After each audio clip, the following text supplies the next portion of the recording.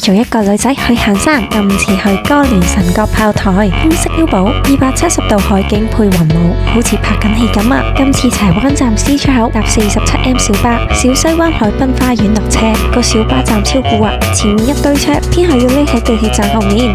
小巴師傅咧見到我有啲懵啊，主動咧揮手指路，真係好感動啊！一落車就直接行去小西灣海濱花園，見到個樓梯就上去。今次路線好簡單，連龍躍徑上山，接歌連臣角道到達探照燈碉堡，沿路折返。你中意就可以去埋大浪灣，不過我冇幾耐先行完呢條路，純粹錯過再嚟過。近排行山都聽到雀仔叫，唔知點解覺得好酸啊！